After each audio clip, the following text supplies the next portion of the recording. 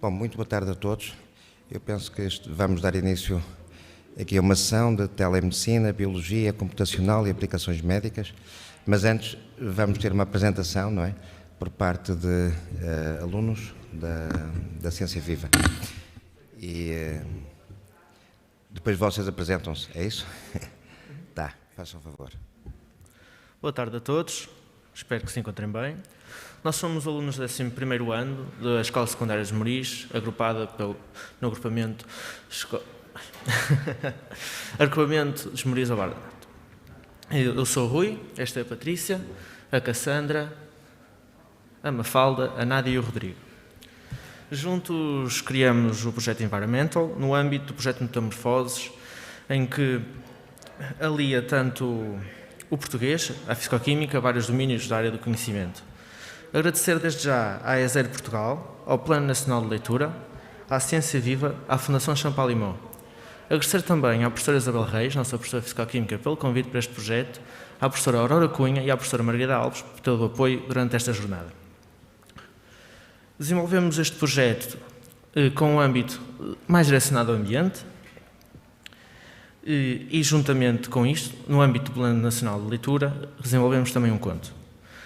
A nossa personagem principal é Gustavo Albuquerque, dono do Museu de Ciência Inacabada.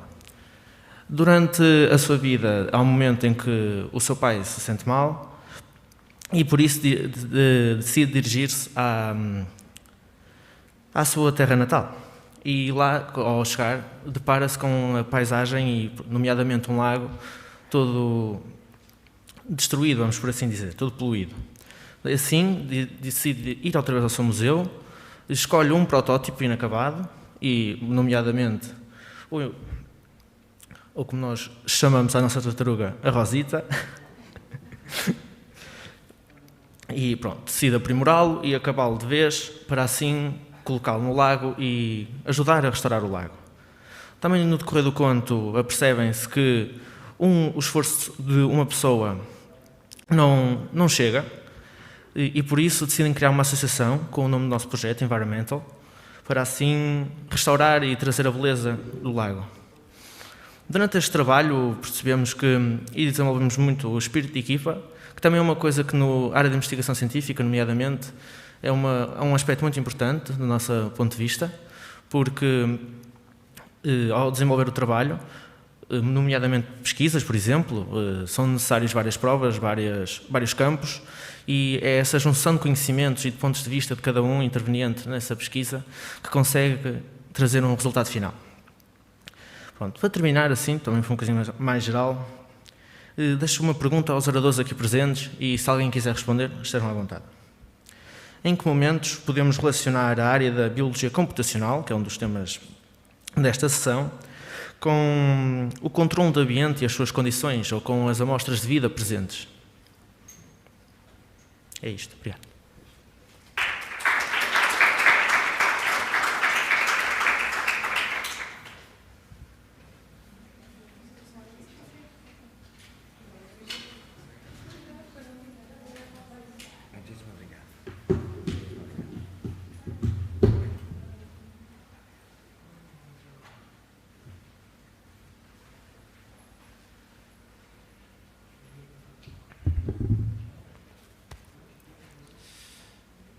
Muito bem. Eu talvez então iniciasse esta sessão de apresentações. Nós vamos ter 7 oradores. Como? Nós vamos ter 7 oradores. O primeiro seria Rui Pedro Lopes, não sei se está aqui. Muito obrigado.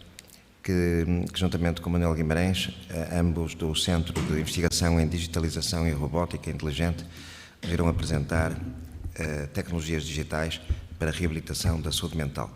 Eu talvez pedisse a todos os oradores para tentarem restringir as suas apresentações a 10 minutos e depois deixávamos 2 minutos para questões. E assim cumpríamos o horário previsto. Muito obrigado. Ora, boa tarde a toda a gente. Obrigado pela oportunidade de estar aqui a discutir este trabalho. E, portanto, o título é Tecnologias Digitais para a Reabilitação da Saúde Mental e, como qualquer investigação, começa geralmente por um problema, e é esse problema que eu quero introduzir.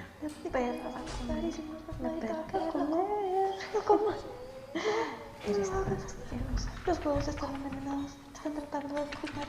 Los huevos están envenenados, están tratando de cocinar. Están tratando de suturarse. No los comas, no los comas. Eres horrible. Tienes que tener lástima. Eres un cobarde. Tienes que tener amor. Ojalá que te quieras. No estás seguro de que no muere. No estás seguro de que no eres muerto. No estás seguro de que no eres torpe. Cuando el torpe. Si no es torpe, se corre escuchando que se hicieron las cosas. Pues no están las cosas. Agarra el cuchillo, agarra el cuchillo.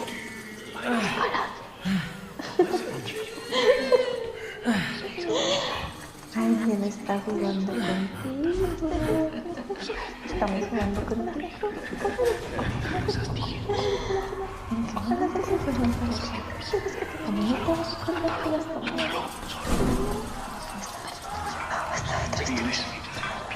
Tengo mis insectos en mi piel, están dentro. Están dentro. Te van a matar. Ven a correr.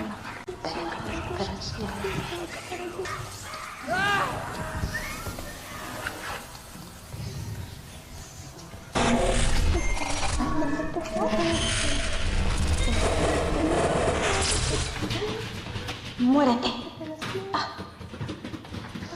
¿Qué hacemos? Ora, infelizmente não é um filme de terror.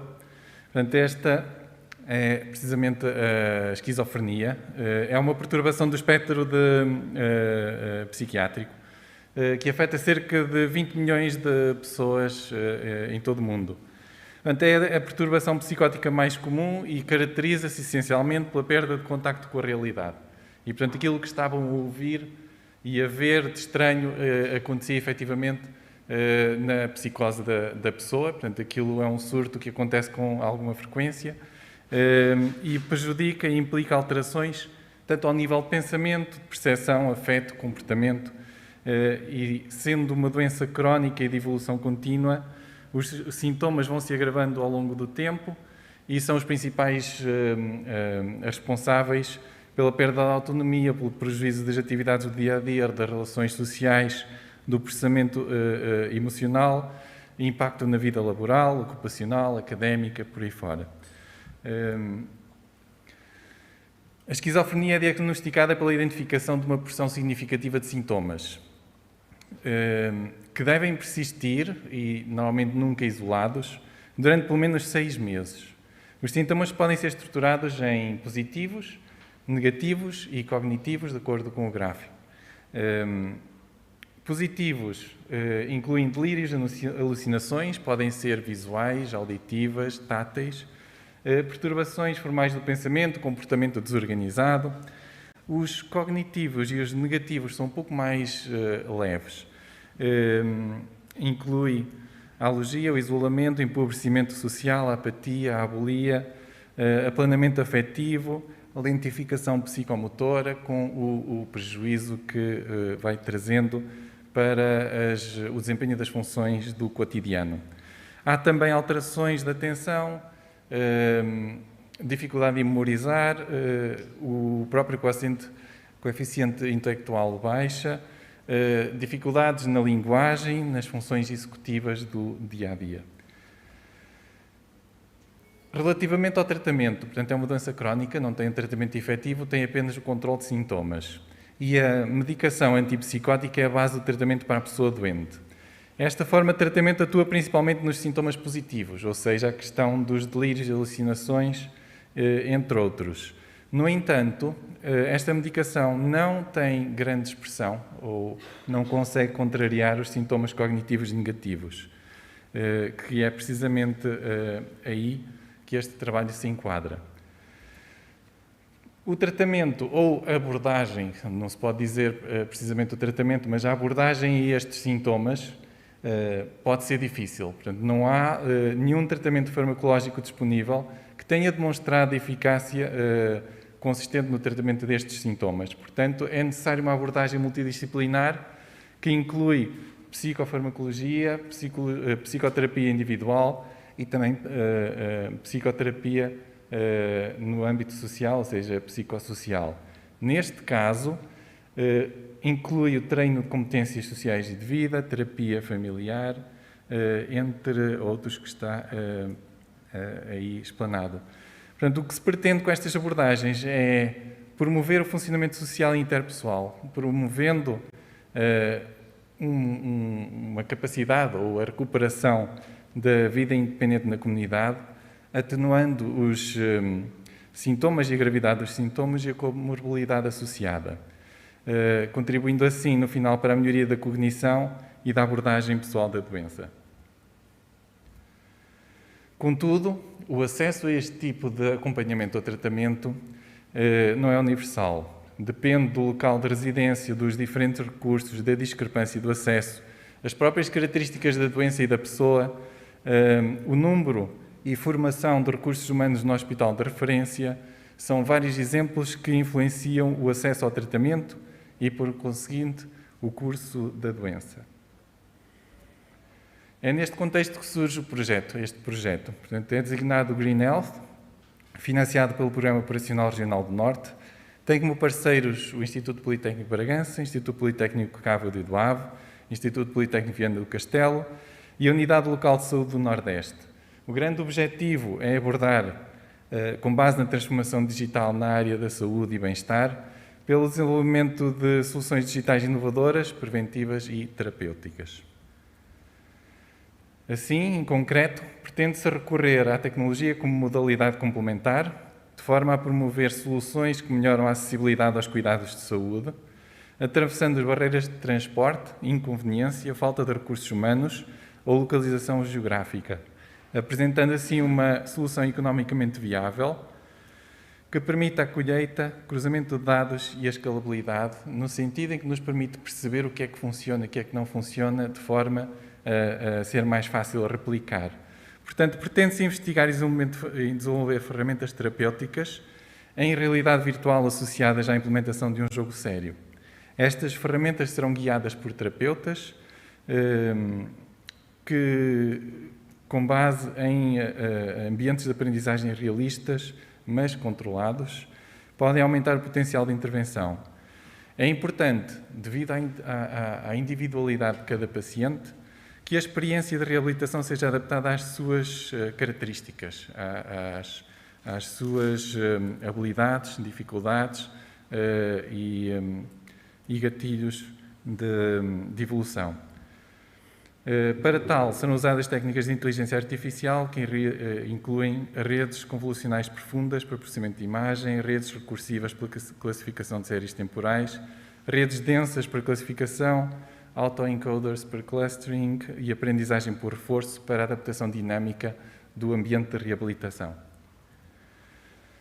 O jogo sério propõe então uma reprodução da vida diária, uma simulação que permite a resolução de problemas encontrados pelo paciente no seu cotidiano, num ambiente seguro e controlado, sem consequências na sua vida real. Portanto, não há um risco de integridade física tão assinalável como no cotidiano regular.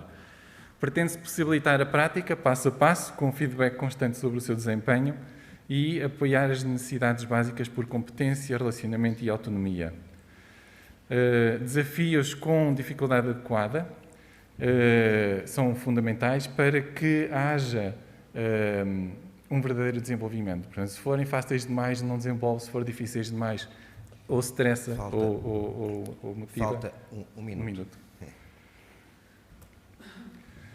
A experiência de reabilitação é condicionada e adaptada com base em vários sinais recolhidos ao longo da sessão de reabilitação. Assim, as ações realizadas durante o jogo são registadas, recolhendo indicadores do desempenho do paciente, a postura corporal é analisada, tal como a expressão facial. O microfone está constantemente a recolher o sinal de voz e fazer a transcrição para conseguir avaliar também o sentimento daquilo que ele fala. Por último, monitorização do ritmo cardíaco, variação do ritmo cardíaco, o padrão respiratório permite identificar os níveis de stress e assim, com esta informação toda, condicionar e adaptar o jogo a cada paciente. A arquitetura global inclui 3 atores, portanto, há o paciente, imerso no ambiente em realidade virtual, o terapeuta, que acompanha a sessão de reabilitação, e a equipa médica, que tem todo o histórico da reabilitação ao longo do tempo, bem como o registro médico global. Está a ser instalado um protótipo em laboratório e, em paralelo, um espelho no Hospital de Bragança, e a ser desenvolvida uma aplicação multidimensional baseada no jogo série em realidade virtual. Passando muito rapidamente, depois do estabelecimento dos requisitos e da definição das estratégias digitais, monitorização e reabilitação da qualidade de voz, monitorização e adaptação dinâmica do jogo, tudo contribui para o desenvolvimento do ambiente virtual, que depois leva à validação experimental. Na validação experimental é um estudo de multicaso do tipo ensaio clínico, com todos os procedimentos éticos associados, incluindo pessoas diagnosticadas há pelo menos 6 meses, com idades entre os 18 e 65 anos,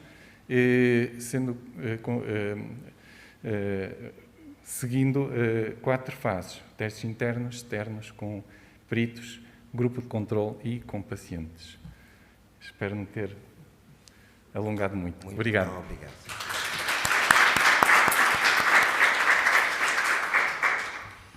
Não sei se tem alguma questão a colocar. Eu pessoalmente fiquei com a ideia que realmente era um projeto tanto de diagnóstico como de intervenção terapêutica. Eu queria só perguntar se já têm assim, resultados desse ponto de vista, se estão a pensar em fazer alguma publicação, se já existe. Não, ainda é muito recente, portanto, o projeto iniciou apenas em novembro do ano passado. Estão definidos os requisitos, os identificados... Mas já há a colheita de dados? Mas já foram efetuadas as colheitas de dados? Não, ainda não foi feita a colheita de dados, está a ser feito o desenvolvimento do sistema para podermos proceder depois ao início da validação experimental. Ainda é muito cedo. Muito obrigado. Obrigado. Então nós passávamos... Muito obrigado. Obrigado. Passávamos à segunda apresentação, Diogo Pratas, Instituto de Engenharia Eletrónica e Informática de Aveiro. Analysis of Patterns... peço imensa desculpa. Patrícia Arriaga, peço imensa desculpa. Centro de Investigação e de Intervenção Social, contribuições da psicologia para o campo da interação pessoa-robô. Bom, então, muito boa tarde a todos e a todas. Eu queria começar por dizer que o meu tema não tem a ver com esta sessão. Pronto. Portanto, mas de qualquer forma integra ciência, integra tecnologia e está dentro do âmbito. Pronto, e portanto eu vou falar essencialmente sobre os contributos da psicologia para o estudo da interação pessoa-robô, mas num âmbito de entretenimento e de robôs sociais. Porquê é que é importante estudar? É fundamental a interação pessoa-robô para responder a desafios societais. É um dos principais impulsionadores de inovação digital. Em particular, os projetos que eu vou aqui mencionar têm este papel essencial de alcançar os objetivos ao nível, principalmente da educação, inovação e também ao nível da saúde, mas numa perspectiva mais de bem-estar. E vou destacar aqui, em 10 minutos, 3 projetos que foram todos eles financiados pela Fundação para a Ciência e para a Tecnologia. O primeiro, Amigos, que já terminou, em que nós tentámos modelar emoções em robôs para interações sociais, não só individuais, mas principalmente em grupo, em contexto de entretenimento em grupo. O segundo, em que foi desenvolvido e criado de origem um robô para estimular a criatividade em interações sociais. E um terceiro em que estamos ainda a desenvolver, portanto, uma estudante de doutoramento e um projeto com a CMU, com vista a desenvolver um modelo que tenha humor. O trabalho foi desenvolvido em equipas multidisciplinares, a nível nacional e internacional. Portanto, eu vou passar aqui à frente. Portanto, combinou psicologia, pessoas de design, pessoas de computação, ciências da computação e engenharia mecânica. A missão, a visão e os valores visam fundamentalmente responder aos desafios da sociedade 5.0, portanto, centrada no bem-estar das pessoas, E o contributo da psicologia é fundamentalmente entrar com o conhecimento teórico e as ferramentas metodológicas para que essa transformação digital promova o bem-estar e a qualidade de vida das pessoas. Em particular, nestes 3 projetos, melhorar o desenvolvimento de robôs sociais e entretenimento, facilitar as relações colaborativas com os robôs sociais, desenvolver ferramentas para a criatividade e promover a qualidade de vida e, principalmente, saúde e bem-estar. Pronto, os robôs sociais são definidos como robôs que interagem com humanos uns com os outros, que se pretende que se comportem, digamos assim, ou que sejam programados para terem respostas socialmente aceitáveis, entendidas pelos humanos, e com capacidades para resolver também objetivos dos humanos. Os robôs de entretenimento são robôs desenvolvidos para o prazer, digamos assim, dos humanos e inclui brincar, jogar, fazer companhia às pessoas, o que também se aplica no contexto da saúde, não é? Principalmente se pensarmos nos robôs sociais de assistência social. Queria aqui referir também que todos estes projetos foram sempre acompanhados de uma revisão sistemática da literatura para perceber os modelos teóricos e as técnicas e o estado da arte dentro deste domínio. Dentro dos robôs sociais, nós, em 2 projetos, utilizámos o EMIS, existem vários, mas nós utilizámos este, e criámos um novo robô que está aqui para crianças. Embora existam outros robôs, nomeadamente no contexto de saúde, desenvolvidos em Portugal e a serem aplicados em contexto de saúde. Pronto, então a primeira pergunta que nós procurámos responder foi: será que a modelação e a manifestação de comportamentos socioemocionais por parte de um robô, como a cooperação, a amabilidade, a competitividade e a competência manifestada em grupos, pode ter impacto no utilizador, não é? Nomeadamente ao nível daquilo que ele sente, daquilo que ele percepciona, daquilo que são as suas preferências, na confiança, nos comportamentos, nas decisões e na intenção futura de interagir com os robôs. Modelámos os robôs no sentido de fornecerem pistas não verbais, como estados emocionais, e comunicação verbal. Comunicação que, neste caso concreto, por exemplo, num dos estudos, foi mostrar que era competitivo, temos que ganhar isto, faz qualquer coisa, ou então colaborativos, eu gosto muito de fazer parte da tua equipa. E depois tentámos perceber de que maneira é que efetivamente, como é que eram as interações. Utilizámos um jogo muito típico português, a sueca, e esse jogo foi também adaptado a uma mesa, só para terem uma ideia, não sei se por acaso, acho que não tenho muito tempo, deixem-me lá passar. Sinto qualquer coisa. É o sabor da vitória. Portanto, isto é o competitivo. Parabéns, colega, foi um bom jogo. E tivemos adversários à altura. Pronto, isto é um exemplo, portanto, foi também pré-testado. Isto é um exemplo de um dos estudos, portanto, nós realizámos vários estudos para perceberem mais ou menos como é que era a interação. Eu vou passar um bocadinho à frente. Pronto, portanto, avaliámos as interações, avaliámos as respostas do ponto de vista socioemocional dos participantes, analisámos 47 tipos de comportamentos, mais de 6.000 interações, e aquilo que verificámos genericamente nos estudos foi que as interações normalmente com os robôs são simpáticas, agradáveis, desencadeiam respostas emocionalmente e sociais positivas.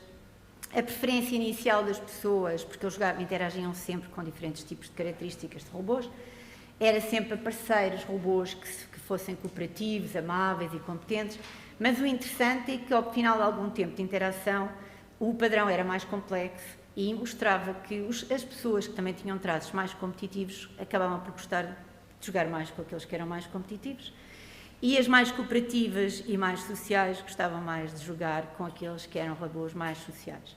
Portanto, na prática, aquilo que nós chegamos à conclusão é que um tamanho não serve para todos e, portanto, que é necessário fazer modelação de robôs e de atender, como disse o meu colega anterior, às características individuais do próprio utilizador.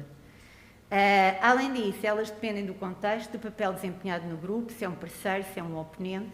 Nós não queremos ter robôs muito competitivos do lado como adversário, queremos também ter amáveis. Portanto, depende muito do contexto, do papel e dos traços das pessoas. Deixo aqui também informação, portanto, os materiais, nomeadamente como é que se desenvolveu tudo isto, está partilhado em Open Access e também resultaram daqui 3 publicações. Depois, e já não tenho muito tempo, foi desenvolvido um projeto da Patrícia Alves Oliveira para estimular a criatividade através de interações. A resposta é, será que podemos utilizar um robô social para estimular a criatividade e que princípios é que nós podemos usar?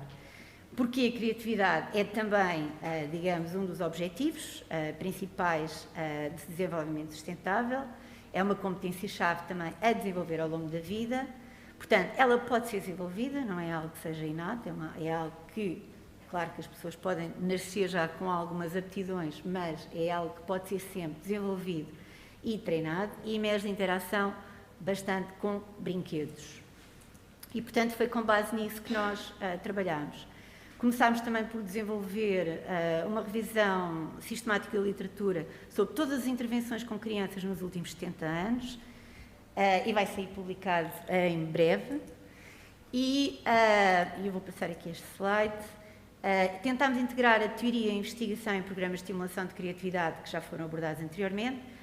Foram realizadas atividades de co-design com as crianças, portanto, as crianças ajudaram-nos a perceber como é que elas viam os robôs e como é que elas viam determinadas características nos próprios robôs. Portanto, observámos também como é que elas brincavam e como é que elas contavam histórias. Pronto, um dos estudos, a aluna, que é a Patrícia, ganhou um prémio mesmo em design, de como é que foi toda esta concepção, depois, se quiserem, podem observar. Mas, essencialmente, as 134 crianças contribuíram ativamente para todos os passos, crianças diferentes, em diferentes etapas, desde a concepção, os movimentos, até ao passo final, até à escolha do produto final. Foram implementadas, então, técnicas para estimular a criatividade e também modelação do comportamento social. Neste caso, o robô não falava e, portanto, a ideia foi tentar transformar o movimento, a cor, não é? Em alguns traços que poderiam ser mais característicos da personalidade. Novamente aqui, se alguém quiser construir o robô, pode construir, porque nós publicamos o hardware e publicamos também o software. E tem lá toda a informação, inclusive o preço do equipamento, passo por passo, e todas as instruções estão no YouTube. Pronto, depois tentámos testar a eficácia do YOLO, não é? Realizámos 2 estudos. O primeiro foi essencialmente tentar perceber se efetivamente a interação com robôs, a interação com tecnologia permitia de alguma forma desenvolver e estimular a criatividade. Verificámos que sim e depois testámos com o YOLO com diferentes grupos. Pronto, e por fim, também vamos chegar ao fim, qual a importância do humor na interação pessoa-robô? É um projeto que iniciou há muito pouco tempo, portanto, em janeiro, e portanto, ainda está no início, não é? Portanto, porquê o humor? Porque o humor é um fenómeno social também que emerge naturalmente nas interações no nosso dia-a-dia, e alguma literatura sugere que tem efeitos positivos na saúde mental e nas interações pessoais. Portanto, a ideia aqui é também começar do zero, portanto, começar por criar algumas piadas. Portanto, saiu há pouco tempo. Nós, aliás, realizámos uma investigação sistemática da literatura sobre o humor nas interações e verificámos de alguma forma que não há muitos estudos, portanto, encontramos 8 que tinham interações com robôs sociais, mas a maioria deles eram robôs em que alguém estava a simular que era o robô, não é? É o chamado Wizard of Oz, mas não eram os robôs autónomos a dizerem piadas. Portanto, aquilo que neste momento nós estamos a fazer é tentar perceber quais são as piadas das diferentes combinações e testar também e analisar o padrão do estilo de humor. Minuto, por favor. Estou a acabar. Portanto, o que é que estamos a fazer agora? Estamos exatamente a testar isso, estamos a selecionar as piadas, estamos a tentar perceber diferentes padrões e estilos de humor que as pessoas também possam ter, para depois tentarmos ver se há uma correspondência entre o estilo de humor e as preferências de interação com diferentes tipos de humor que o próprio robô também pode manifestar. E é tudo. Be safe. E obrigada. Muitíssimo obrigado.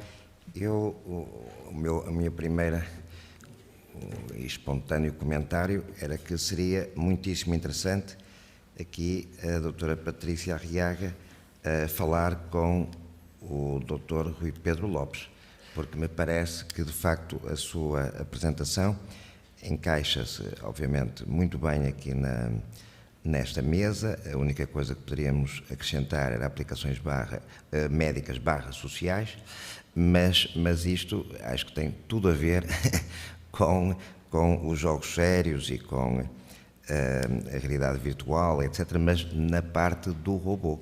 E acho que era interessantíssimo, eventualmente, os doentes... Queria só fazer um comentário. Eu tenho uma ideia porque é que eu fiquei, porque eu era para falar um quarto estudo, e o quarto estudo é exatamente um projeto que nós estamos a desenvolver no âmbito da saúde. Só que eu, este ano, disse 10 minutos, não dá para o quarto estudo. Claro. Fiquei só por aqui.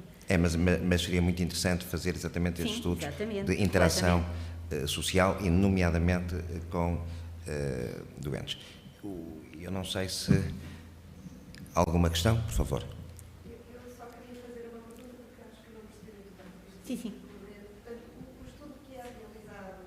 o estudo que é realizado com as crianças, que idade é que têm aquelas crianças? São vários grupos? E se há diferenças entre os diferentes, se houver diferentes grupos, porque eu acho que entendi que era com diferentes grupos de crianças, se há diferenças entre aquelas que são mais pequenas e as maiores, nas modalidades nos resultados que obtiveram relativamente às interações. Isso considera que, por exemplo, dos 3 aos 6 anos, seria um benefício para as crianças utilizar este tipo de ação? Ok, obrigada. Então eu vou começar pelo início. Nós desenvolvemos para crianças do primeiro ciclo, essencialmente. Pronto. E, portanto, os estudos foram todos feitos com crianças do primeiro ciclo. Porquê? Porque, do ponto de vista educativo, é o momento de transição em que a literatura refere que há um declínio da estimulação da criatividade. Portanto, eles até ao primeiro ciclo são muito estimuladas a serem mais livres, mas naquela idade não. A revisão sistemática nós fizemos dos 5 até aos 13, portanto, é muito ampla do ponto de vista das técnicas que podem ser estimuladas. E eles referem diferenças técnicas em função dos diferentes grupos etários, não é? Pronto, e isso é importante atender. De qualquer forma, o que é predominante nas escolas é atividades em grupo, pronto, e muito puxar pela imaginação e muito dirigido a crianças mais jovens. De qualquer forma, nós procuramos que o robô não tivesse muitas competências verbais e pudesse ser compreendido por miúdos mais novos.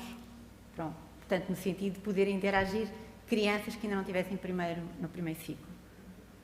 Mas não testamos com essas crianças. Ainda poderemos aceitar mais uma questão?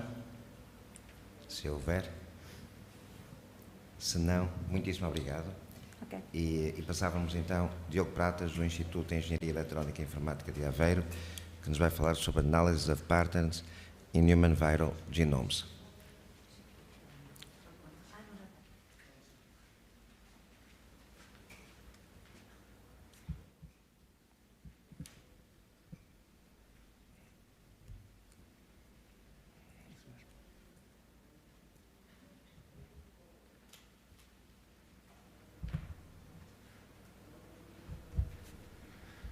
Olá, boa tarde, sou o Diogo, venho da Universidade de Aveiro, já como foi apresentado, e vou falar um bocadinho sobre características de vírus humanos e os seus padrões.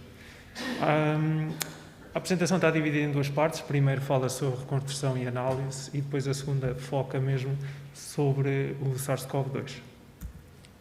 Relativamente à primeira, nós temos amostras de vários órgãos de 30 indivíduos falecidos, da qual fizemos uma análise dos vírus os vírus existentes nessas amostras. Utilizámos técnicas de qPCR e NGS, onde, para avaliar o NGS, construímos uma pipeline com ferramentas já criadas por nós e algumas também novas.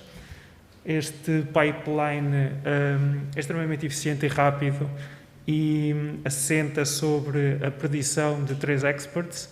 Primeiro, técnicas de compressão, com base em redes neuronais. A segunda, alinhamentos. E a terceira, montagem de novo, utilizando um refinamento iterativo. Depois aplicámos, então, esta análise a vários órgãos, como, por exemplo, aqui a medula óssea, e detectámos vários vírus novos, nunca antes detectados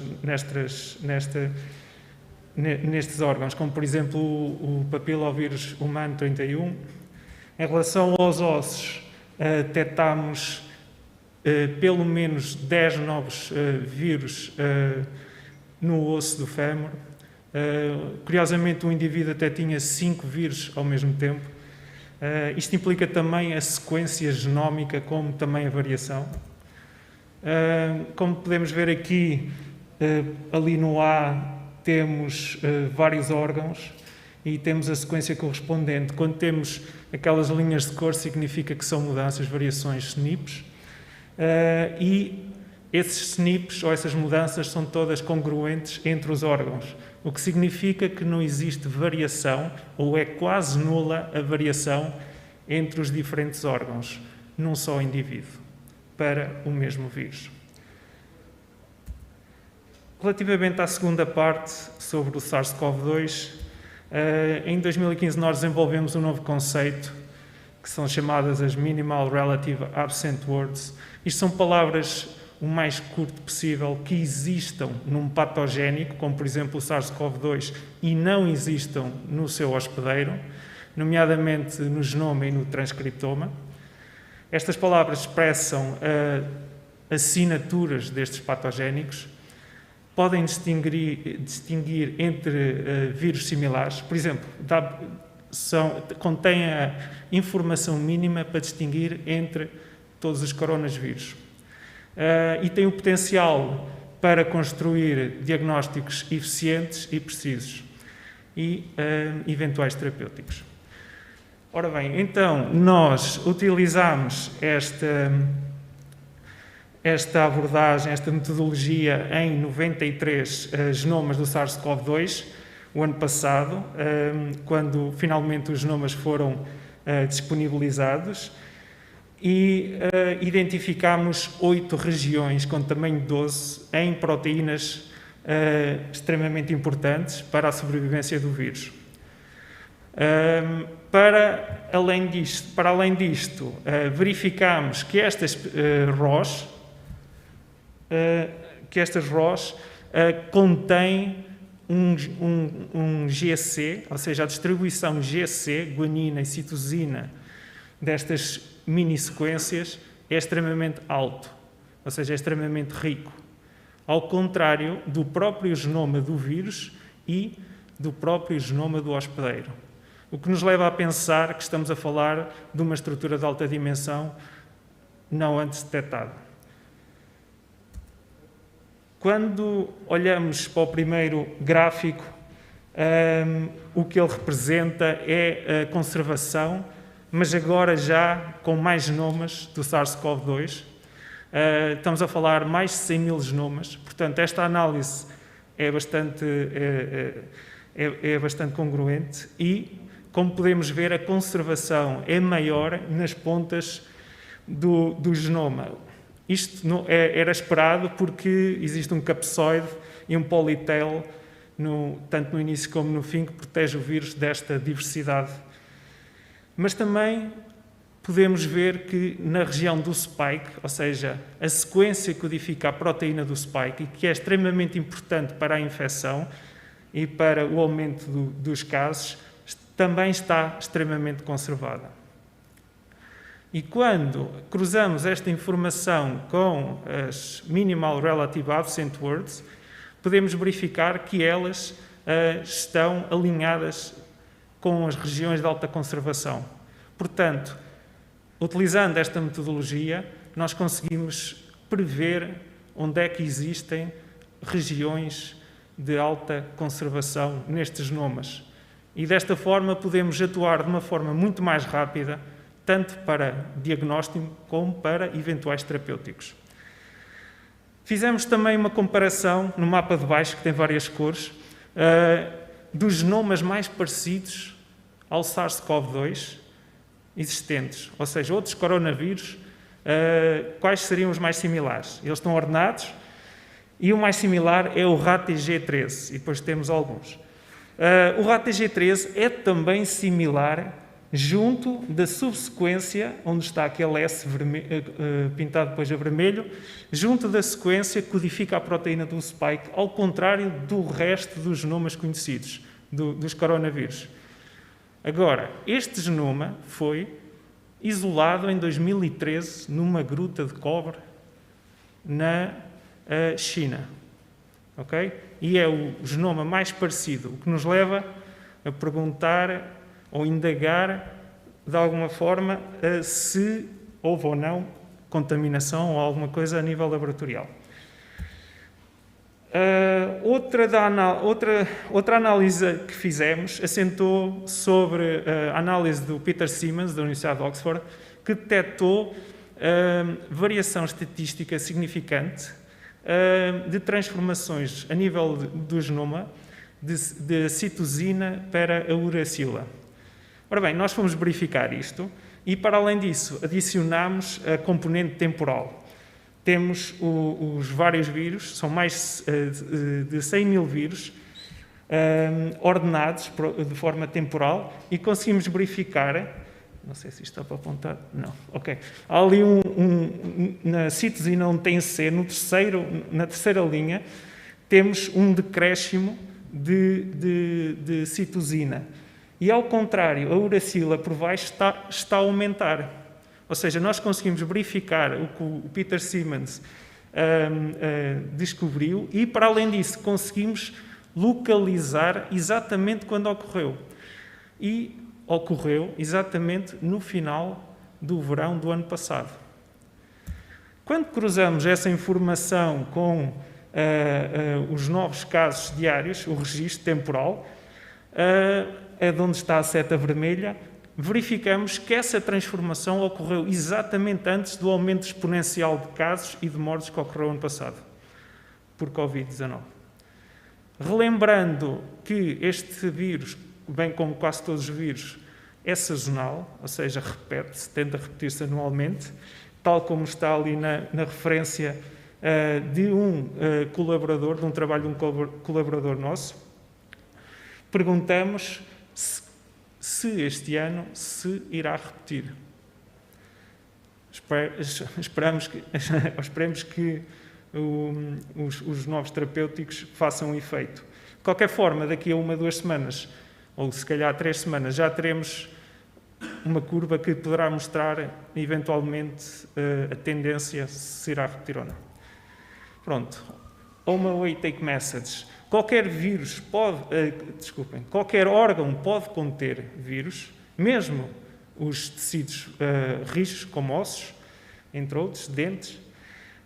Os genomas virais humanos, a nível interórgão, para o mesmo indivíduo, apresentam uma variabilidade extremamente escassa. As mROS da tecnologia que desenvolvemos têm alto conteúdo de GC e são extremamente conservadas. Têm o potencial para construir diagnósticos eficientes e precisos e de uma forma rápida e eventuais terapêuticos.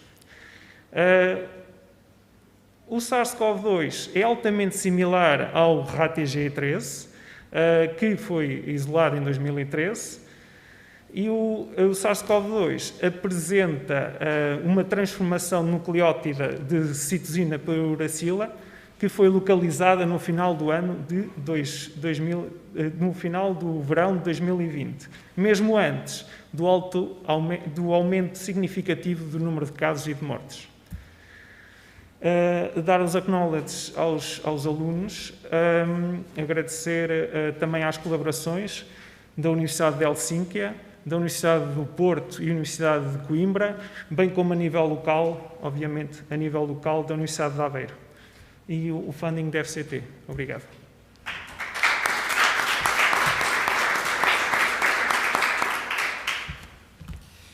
Muito obrigado. Eu penso que realmente o mundo dos vírus, para o qual fomos despertados mais publicamente por esta pandemia, é realmente um mundo fascinante e estou convicto que ainda estamos no início, verdadeiramente, do seu estudo. Espero é que Aveiro não se transforme no Wuhan português, mas eu achei muitíssimo interessante pessoalmente a sua apresentação e de facto levanta muitas questões e que estou convicto, mas eu passava a palavra à assistência. Por favor.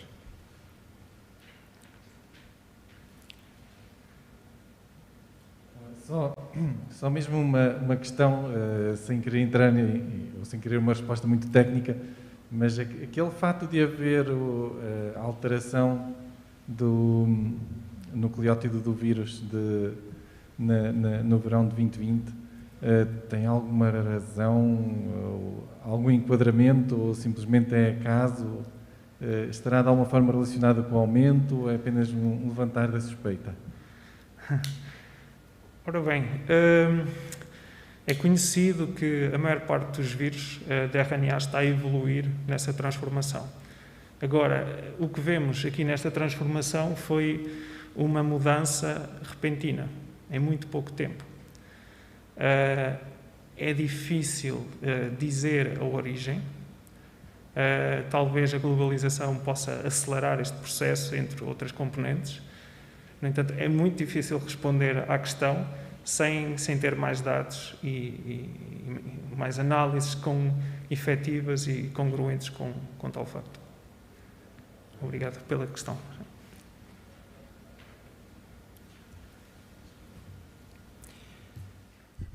Na verdade, as interações, não é, dos genomas dos vírus com o genoma humano e de facto a forma como eles vão evoluindo continua realmente a colocar muito mais questões do que respostas. Mas acho interessantíssimo. Mas o laboratório em Aveiro tem, digamos, faz essencialmente análise através exatamente dos métodos que descreveu. Não faz qualquer tipo de manipulação com os vírus, nem nada disso. É essencialmente diagnóstico, certo? Sim e não. A primeira parte, nós temos uma colaboração com a Universidade de Helsínquia, da qual eu já lá passei há algum tempo também, e essa parte laboratorial, existe essa componente laboratorial toda, e depois a parte de computacional é desenvolvida por nós, ou seja, existe um híbrido. Quanto à parte agora do SARS, é quase impossível competir em termos de números com outros laboratórios, claro, na sequenciação, e portanto é mais prático e achamos que podíamos dar uma resposta melhor e contribuir mais absorvendo já os genomas existentes e montados e depois proporcionar essa análise.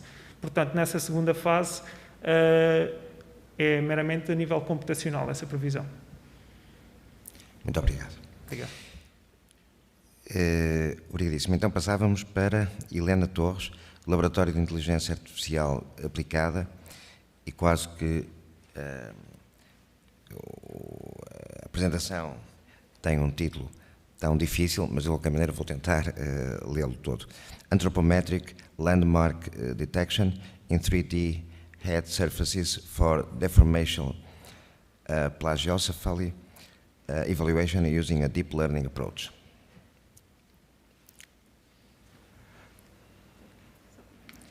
A parte mais difícil, obviamente, é o Deformational Plagiocephaly. É verdade.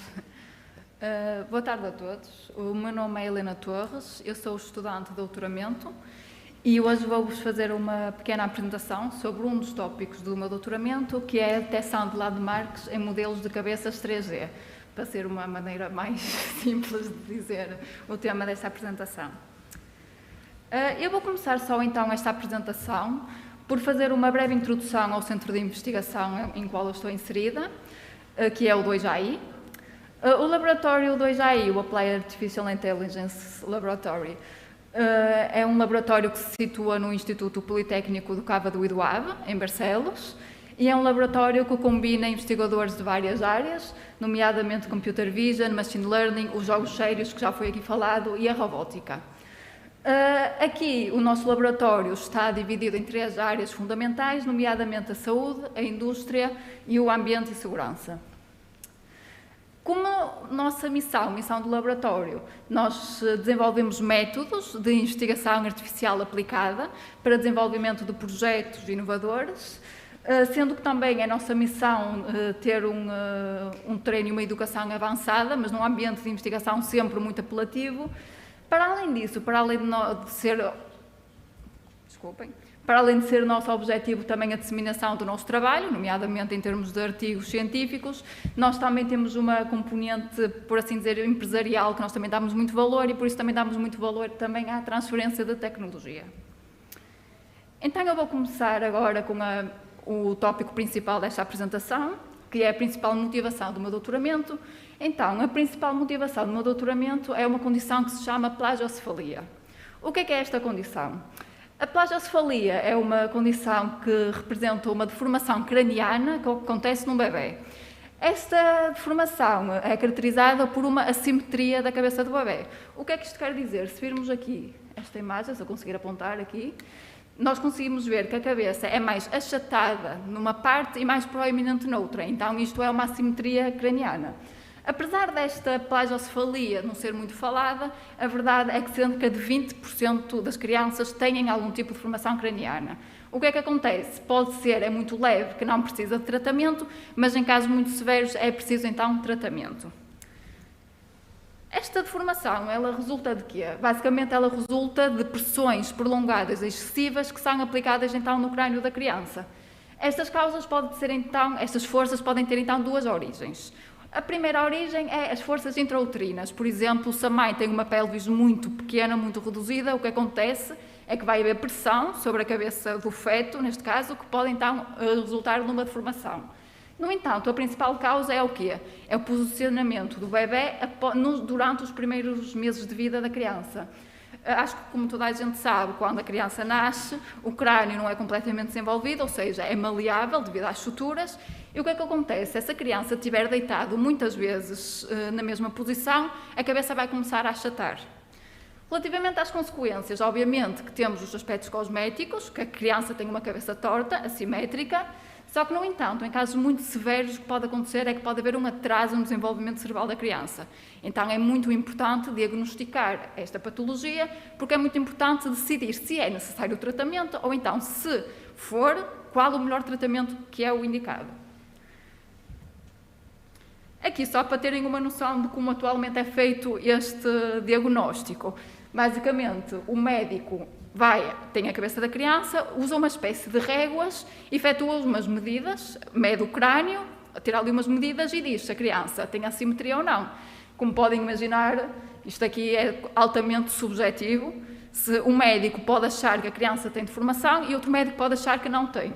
Então, para resolver isto, agora são utilizados os chamados modelos 3D de cabeças. Estes modelos 3D podem ser adquiridos de duas formas. Ou podem ser adquiridos através de técnicas de laser, onde nós usamos um scanner para digitalizar a cabeça do bebê, ou então podem ser também adquiridos através de imagens médicas. Depois de obtermos então estes modelos 3D, estes modelos podem ser analisados para observar então a forma da cabeça da criança. No entanto, mesmo assim, é necessário marcar umas landmarks no modelo 3 da criança, da cabeça da criança, para então extrair as medidas. Mais uma vez, a partir do momento que é necessário intervenção humana para marcar as landmarks, há sempre também, para além do tempo que é necessário despender, é também muito sujeito à variabilidade entre os observadores. Então, uma automatização deste processo de marcar landmarks em modelos 3D é muito importante para a parte clínica. Então, é sobre isto que eu vos quero falar hoje, porque foi um dos tópicos do meu doutoramento, que é o quê? A detecção automática destas tais landmarks em modelos 3D da criança. Aqui nós temos um overview do método que nós desenvolvemos. Este método é o método de Deep Learning, que é basicamente dividido em dois estágios. O primeiro estágio, nós vamos pegar na cabeça 3D da criança e vamos transformar para várias representações 2D. Ou seja, nós temos aqui a cabeça 3D e nós vamos transformar representações 2D e vamos obter aqui estes mapas. Cada um destes mapas vai ser representativo de um determinado descritor da forma 3D. Depois de obtermos aqui estes mapas, o que nós vamos fazer? Vamos utilizar o método de Deep Learning para detectar as landmarks. Não sei se calhar as pessoas aqui sabem o que é o método Deep Learning, mas basicamente é o uso de uma rede que vai aprender a desenvolver uma determinada tarefa, a executar uma determinada tarefa. Aqui neste caso, a tarefa que nós queremos que a rede aprenda é a detecção das landmarks. Eu tenho uma estrutura da rede, ok? Muito sucintamente, nós usamos uma estrutura multibranches, o que quer dizer que a nossa rede tem vários ramos, sendo que cada ramo vai processar, ou seja, vai analisar um mapa 2D. Depois, a partir de juntando depois todos esses mapas, o que vai fazer é detectar as landmarks e depois temos aqui então o resultado final do nosso método. Estes pontos a vermelho aqui são as tais landmarks que são necessárias para efetuar a análise da forma da cabeça, ok? Como este aqui é o método Deep Learning, como eu disse, o método Deep Learning é necessário que ele aprenda, certo? A desenvolver uma determinada tarefa, nós precisamos de um dataset de treino. Aqui neste caso, o nosso dataset de treino foi feito através de imagens sintéticas. Nós utilizamos este software Make Human para gerar cabeças sinteticamente. Inicialmente nós gerámos 50 cabeças, depois nós usámos estratégias de data augmentation para aumentar o nosso número de dados de treino. No final ficámos com cerca de 1250 cabeças. Relativamente ao dataset de teste, ou seja, o dataset onde nós validamos o nosso método, nós utilizamos imagens de ressonância magnética. Para isso, nós precisamos de gerar um modelo através dessas imagens. Nós fizemos isto com métodos muito simples de processamento de imagem, nomeadamente segmentação por threshold e morfologia matemática. Então, nós temos aqui, através da ressonância magnética da criança, obtemos então aqui o modelo final, que vai ser o modelo que vai ser avaliado. De realçar também que para a obtenção destes dados, nós trabalhamos em parceria com uma clínica que é um dos maiores centros pediátricos da Europa, que é na Alemanha, em Dresden, e foram eles que nos forneceram estes dados para nós conseguirmos então validar o nosso método. Eu aqui então tenho só os resultados. Nós avaliámos para estas landmarks, vocês conseguem ver aqui nesta imagem, e através da análise desta tabela, que o que nos mostra é a distância euclidiana entre as detecções e um ground truth que é feito manualmente, nós verificámos que o nosso método detectou as landmarks muito bem, uma vez que nós tivemos erros de distâncias muito baixos, sendo que a média é mais ou menos 4,5 milímetros, o que é realmente muito bom. Vocês podem aqui também ver aqui nestas imagens. Não sei se conseguem distinguir aqui o verde do vermelho, mas a vermelho nós temos as nossas predições, ou seja, o que o método obteve, e temos aqui a verde, o ground truth. Como nós podemos ver, as landmarks estão muito próximas, nós conseguimos ver aqui a exatidão do nosso método para a detecção das landmarks. Muito rapidamente, para além de avaliar o nosso método como um detector normal, nós também fizemos uma validação clínica. Como eu já disse, as landmarks são utilizadas para o diagnóstico da plagiocefalia. Para isso, o que é que nós fizemos? Nós utilizamos uma metodologia, que é o que está aqui descrito, que nós, a partir das landmarks, o que nós vamos fazer é gerar um sistema de coordenadas da cabeça, que é o que está aqui definido por esses planos cinzentos.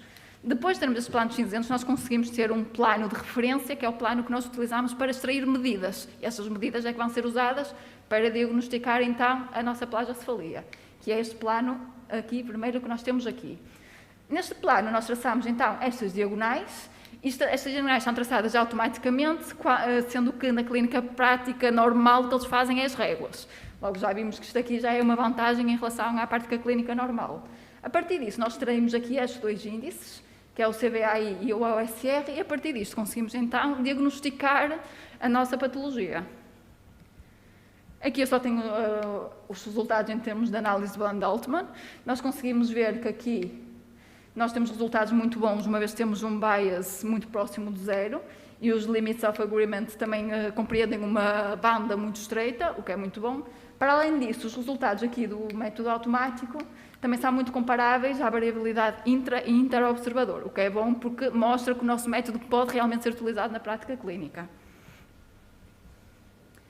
Então, só para concluir, eu aqui apresentei um método que vai ser utilizado, que na verdade já está a ser utilizado para diagnosticar a plagiocefalia.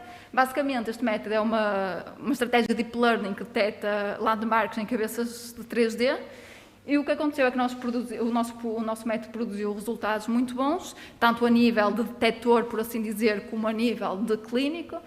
Por isso, este método, na verdade, já está a ser utilizado na prática clínica, uma vez que os resultados mostraram que realmente a viabilidade de utilizar este método na prática. Muito obrigada. Não sei se tem alguma questão. Acho que não excedi o tempo.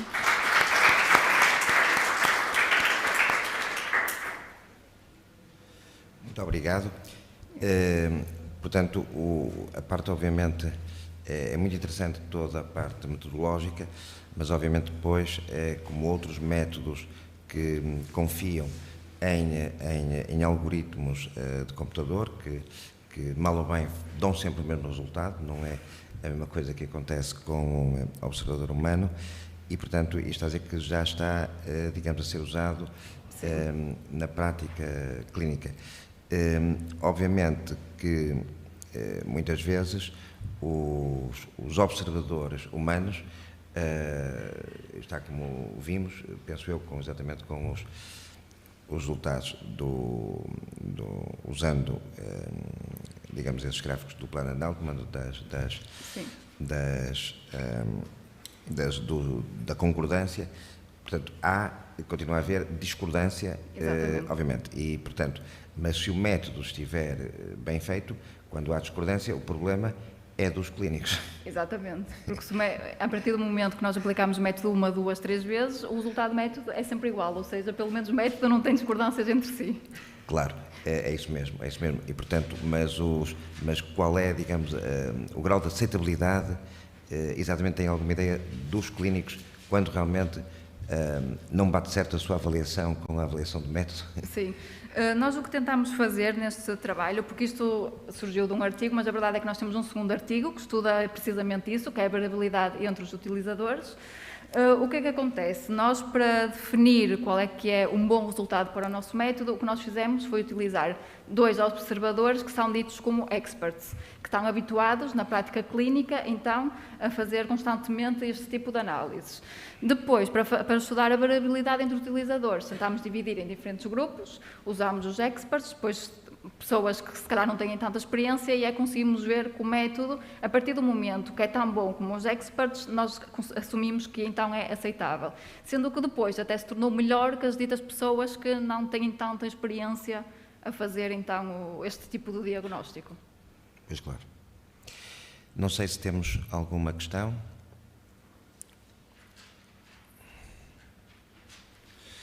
Então, muitíssimo obrigado. Obrigada.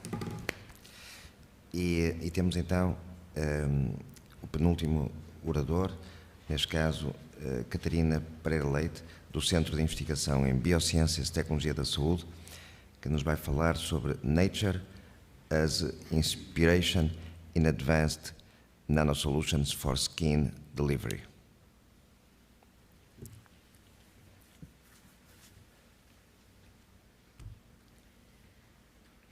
Muito boa tarde a todos. Gostaria, em primeiro lugar, de agradecer à Comissão Organizadora pela oportunidade de representar, então, o CBIOS e a Universidade Lusófona esta tarde aqui no Encontro de Ciência 2021, em que espero poder mostrar-vos como é que fomos inspirados pela natureza para desenvolver, então, nanosoluções avançadas para veiculação cutânea. Então, efetivamente, as patologias cutâneas, como por exemplo o eczema ou a psoríase, que devem conhecer, ou os problemas cutâneos que todos temos, como as rugas ou a pele seca, são efetivamente problemáticos porque a nossa pele tem uma função primordial de barreira. E esta barreira impede então que vários compostos bioativos consigam penetrar na pele e exercer então uma função que poderia ser vantajosa para o seu tratamento. Para resolvermos este problema, o que fizemos foi olhar para a natureza. E, em primeiro lugar, olhamos então para as membranas celulares. E, a partir delas, foram então desenvolvidos, há muitos anos atrás, os vários sistemas nanovesiculares que são vantajosos para então melhorar a permeação de compostos através da pele. Por outro lado, também olhamos para a natureza dos nossos países lusófonos e nesta natureza encontramos uma flora muito diversa, que é muito rica em diversos compostos bioativos que podem também ser muito vantajosos para o tratamento de patologias cutâneas. Tendo em conta então esta inspiração na natureza, surgiu a nossa ideia central, que se baseou então em desenvolver transferosomas para veicular compostos bioativos que foram obtidos através da flora dos países lusófonos, para então conseguirmos obter então nanosoluções avançadas para promover a saúde da pele. O que é que são os transferossomas?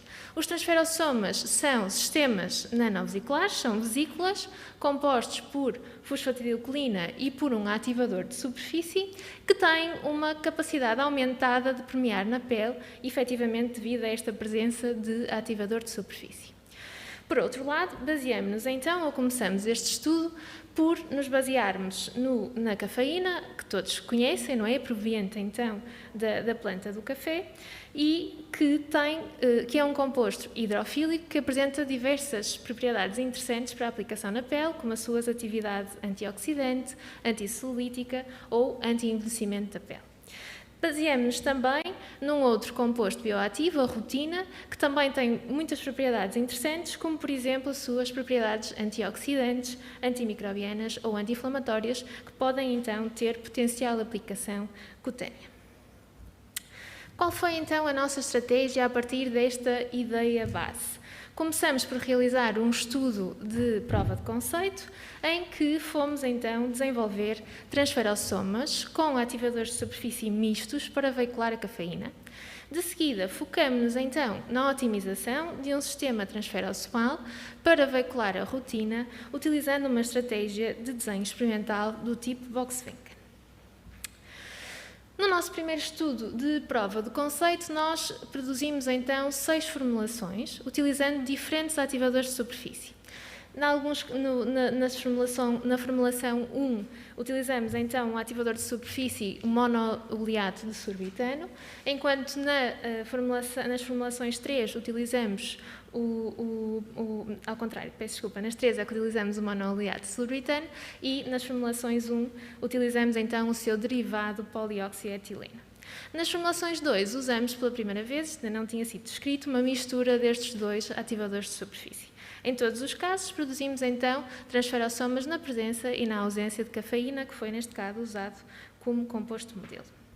Começamos por verificar então o tamanho que conseguíamos obter destes nanosistemas e verificamos que obtínhamos transferossomas com cerca de 100 nanómetros de diâmetro, que é um tamanho adequado para a aplicação cutânea.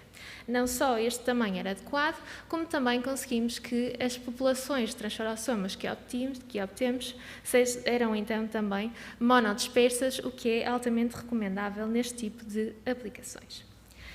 Neste trabalho ainda fomos tentar, então, ou fomos estudar ou verificar o impacto das diversas formulações transferossomais na viabilidade de células ACAT, que são são linhas celulares de queratinócitos humanos, e verificamos que um tratamento de 24 horas com todas as formulações estudadas, a cinzento mais escuro, assim como o tratamento com os componentes individuais de todas estas formulações, não causou alterações significativas na viabilidade destas células. Portanto, neste primeiro estudo de prova de conceito, nós conseguimos concluir, então, que os transferossomas produzidos têm propriedades fisicoquímicas interessantes para a aplicação cutânea e que, em princípio, serão, então, compatíveis com a pele. Neste sentido, e com estes resultados promissores, partimos para então um segundo estudo, em que tivemos como objetivo otimizar agora transferossomas para veicular a rutina, e para tal usamos uma estratégia de desenho experimental do tipo Box-Vinken. Em que é que consiste esta estratégia experimental? Basicamente, o que vamos fazer é identificar quais são os atributos de qualidade críticos e os parâmetros do processo críticos que temos que controlar para desenvolver a formulação ótima, a formulação essa que deve, então, apresentar as especificações que nós definimos previamente. Então, para realizarmos esta abordagem, selecionamos como fatores críticos a concentração de fosfatidilcolina, o PC, a razão entre o ativador de superfície, que neste caso foi o MPS, e o PC, e ainda o tempo de sonicação que utilizamos. Variando os níveis destes vários fatores, produzimos então 15 formulações e caracterizamos estas formulações em termos de tamanho, índice de polidispersão, eficiência de encapsulação e capacidade de carga. O objetivo de produzir estas 15 formulações é então tentar perceber que níveis de fatores é que eu devo utilizar para obter a melhor formulação possível, a minha formulação otimizada. E o que nós queremos, à partida, é que a nossa formulação otimizada tenha o menor tamanho e o menor índice de polidispersão e tenha o máximo de eficiência de encapsulação e de capacidade de carga possível. Com base, então, nos resultados que obtivemos com as 15 formulações, realizamos um tratamento estatístico que nos permitiu, então, verificar o efeito dos vários fatores nas respostas obtidas naqueles 4 parâmetros que fomos medir. E o que é que verificamos, por exemplo? Podemos ver no gráfico aqui, que quanto menor é a concentração de PC e menor o tempo de sonicação, obtemos, então, tamanhos de partícula menores. Por outro lado, também verificamos que quando diminuímos a concentração de PC, aumentamos, então, a capacidade de carga dos nossos transferossomas. Com a análise estatística de todos os dados que recolhemos, conseguimos então prever ou predizer qual é a nossa formulação otimizada ou como devemos preparar a nossa formulação otimizada. E então verificamos que a nossa formulação otimizada deve apresentar 4% de fosfatidilcolina, deve apresentar uma razão entre ativador de superfície e PC de 5,95 e devem ser usados 20 minutos de tempo de sonicação na sua preparação. Com este tratamento estatístico, podemos ainda verificar quais serão, então, as características físico-químicas que esta formulação iria dar origem.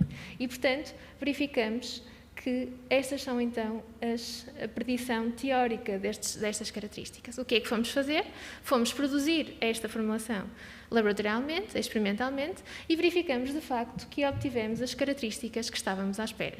Características estas que são muito interessantes para a aplicação cutânea, já que temos tamanhos interessantes, uma vez mais, à volta dos 100 nanómetros, temos uma população uniforme de transferossoma e conseguimos ainda obter uma elevada eficiência de encapsulação e capacidade de carga, pelo que temos, então, uma formulação muito interessante para a aplicação cutânea. Assim, nós consideramos que estamos uns passos à frente no sentido de desenvolver nanossistemas avançados para a saúde da pele.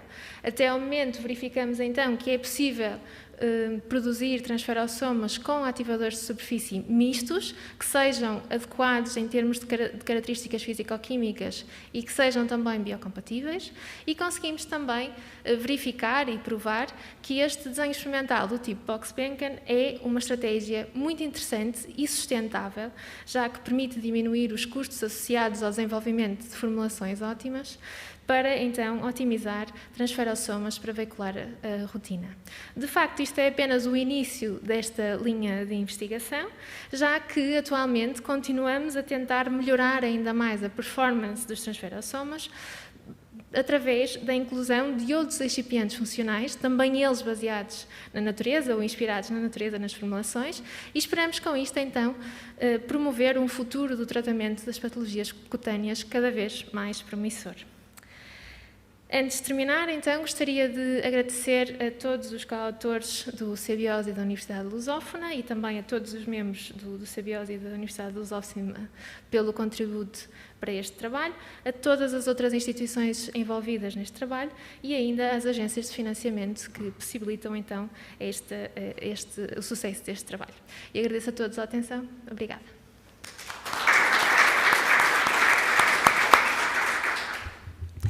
Muito obrigado. Claro, a pergunta que tinha, desde já, era a questão das possíveis aplicações ou parcerias, etc., comerciais, nomeadamente com a indústria farmacêutica, etc. Alguma tentativa nesse domínio? Sim, exatamente. Portanto, neste momento, este trabalho é relativamente recente, porque estamos a começar. Há relativamente pouco tempo tivemos uma parceria, não na área do desenvolvimento de nanosoluções para o tratamento de patologias cutâneas, mas para a utilização de nanosistemas para aplicações nutricionais em alimentação animal, portanto, nessa área. Neste momento, relativamente às aplicações cutâneas, ainda não temos uma parceria com a indústria, mas esperamos ter, e se houver alguém interessado, estamos disponíveis, obviamente, para conversar. A segunda, obviamente, é que isto pode ter importância para a parte terapêutica, mas também para a parte cosmética. Claro que sim, claro que sim. Aliás, nós temos vindo a trabalhar nas duas áreas. Temos já, o CBOS tem uma grande cultura de trabalho também com a parte cosmética e, portanto, temos neste momento a abordagem aberta às duas áreas, tanto com aplicações como tendo em vista tanto aplicações cosméticas como farmacêuticas. Eu perguntava à assistência se tem alguma questão adicional.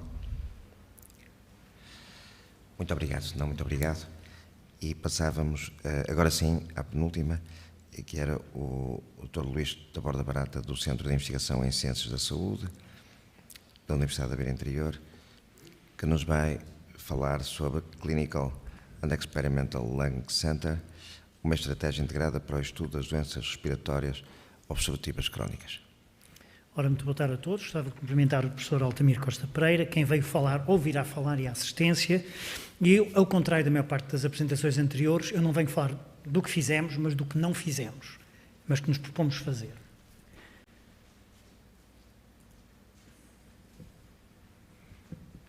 Peço desculpa, eu tenho de partilhar aqui, não é?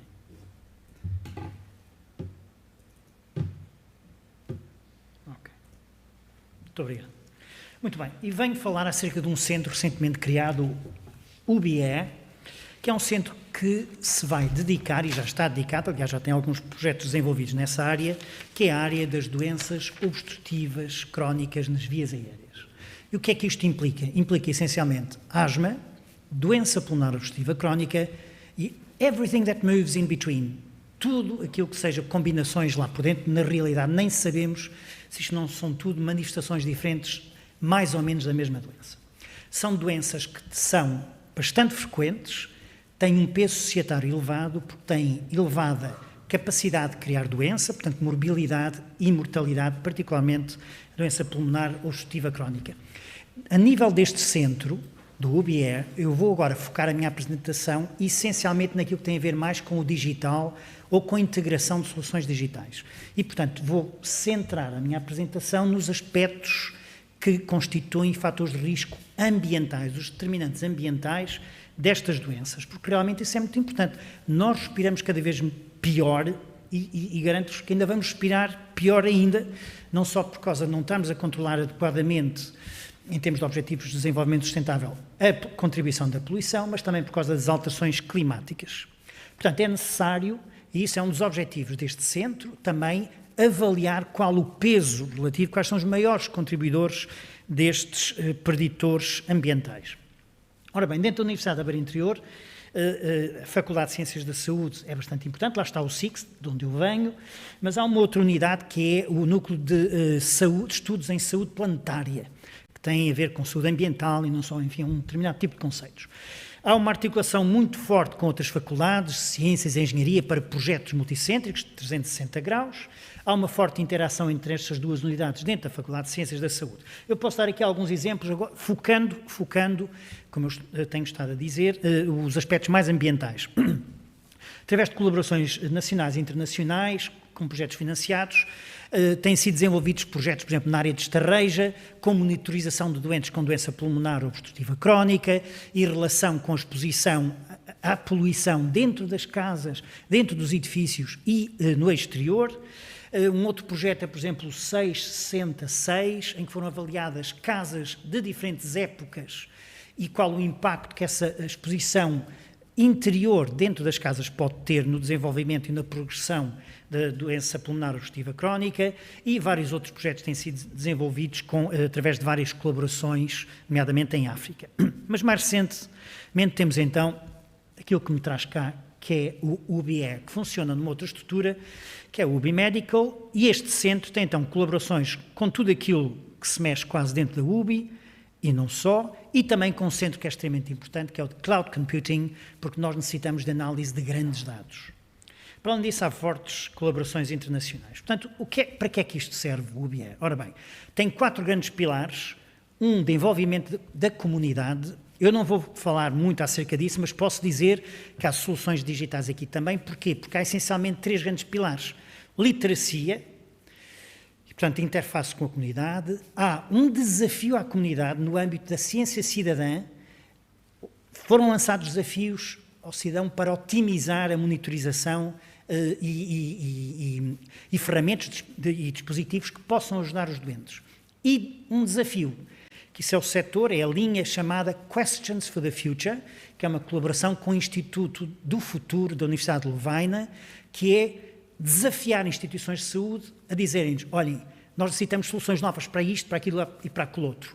E, portanto, há think tanks que se reúnem com as engenharias, com as ciências e por aí fora, para procurarmos dessas soluções.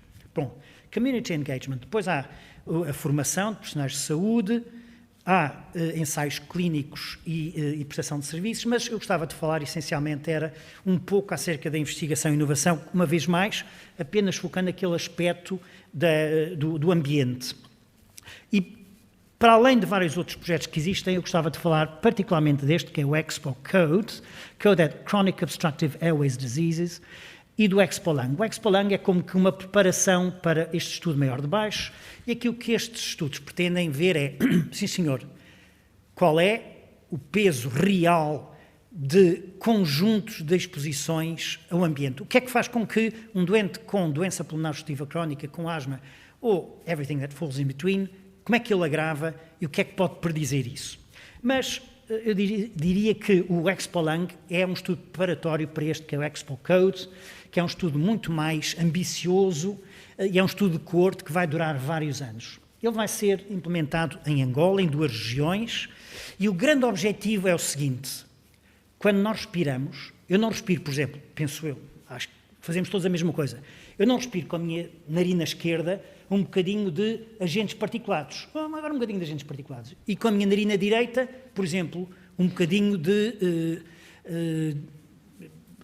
monóxido de carbono. Não, eu quando respiro um conjunto de partículas, de gases, enfim, até de extratos, outros tipos de extratos fúngicos e por aí fora, e portanto o grande objetivo é avaliar se conseguimos determinar o que chamamos clusters de exposição. Portanto, há várias variáveis, quer de poluição dentro de casa, dentro de edifícios, de fora de casa, constituição de espaços mais ou menos verdes, fatores climáticos como a temperatura e por aí fora. Isto tem de ser analisado como um todo. Depois vamos ver, obviamente, doentes que têm, há um estudo aqui embutido também que é de prevalência, mas todos os doentes que têm depois DPOC, asma ou a tal síndrome de sobreposição, everything that falls in between, como é que eles se comportam quando eles são alocados naturalmente a estes clusters de exposição que eles têm.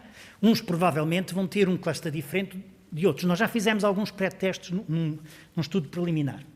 Depois, o que é que nós esperamos? Esperamos que estes clusters não sejam estáveis. Queremos avaliar qual é o grau de estabilidade, mas vai haver variabilidade, até por causa das alterações climáticas. Portanto, queremos avaliar longitudinalmente qual é a relevância destes clusters de exposição e os seus limites. E como é que, dentro desses limites, os doentes podem agravar mais ou menos. E, dentro destes aspectos, queremos simplificar estes modelos. Identificar quais são os marcadores mínimos que permitem criar uma espécie de um cartão que eu irei falar, um cartão de exposição. Portanto, usamos ferramentas validadas, quer clínicas, quer de monitorização. Há uma aplicação, e isto é interessantíssimo porque há um objetivo e há várias entidades a tentar treinar no uso da aplicação, que é muito simples, questionários e depois a avaliação de vários parâmetros ambientais, da poluição dentro de edifícios, fora de edifícios, e recorremos também, através de uma colaboração com a Penn State University e, indiretamente, portanto, através da NASA, dados de satélite, que isto é extremamente importante. Portanto, vamos ter dados in situ e dados de satélite, e alguns são também não só de GPS, mas outro tipo de dados. E, portanto, daí termos o tratamento destes dados como grandes dados. Portanto, aquilo que nós esperamos o projeto está desenhado para 5 anos e esperamos que durante estes 5 anos nós consigamos o quê? Caracterizar muito bem se há ou não, se confirma ou não estes clusters de exposição, se há algum cluster de exposição que mais rapidamente esteja associado ou mais frequentemente esteja associado a doença obstrutiva crónica mais frequente ou pior, ou que agrave mais.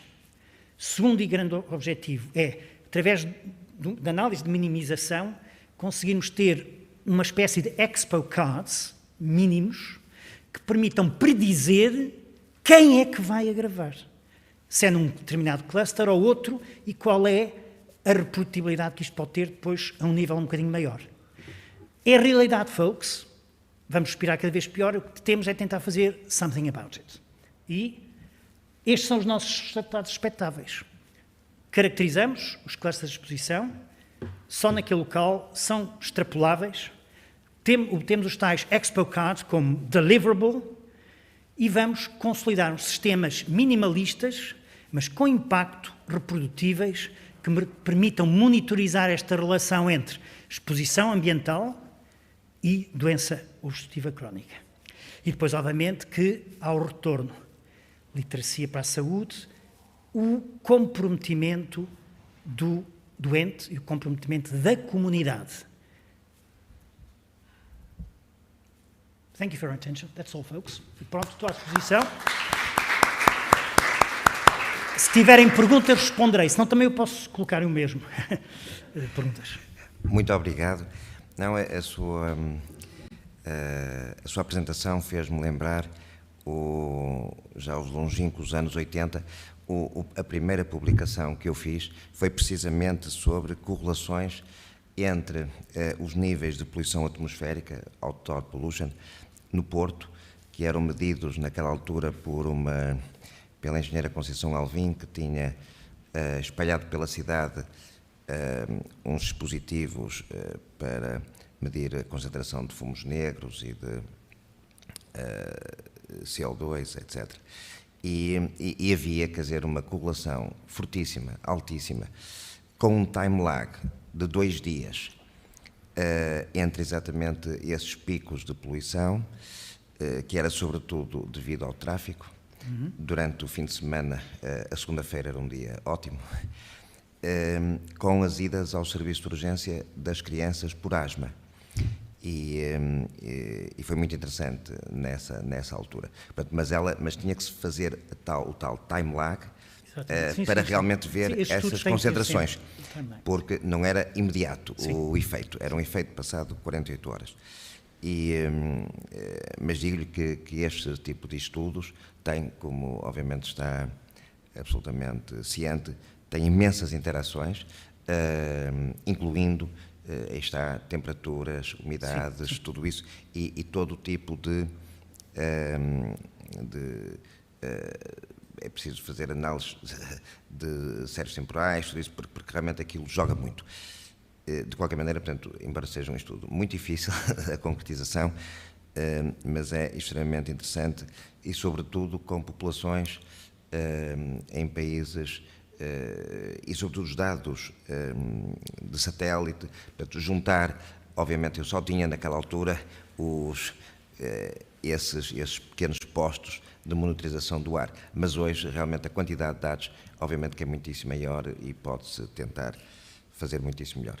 Obrigadíssimo pelos comentários. De facto, só salientar que isto só resulta de trabalhos colaborativos. Por exemplo, só a parte de satélite, há um centro colaborativo internacional, ao qual nós aderimos recentemente, que permite, de facto, maximizar estes dados, porque senão não era possível.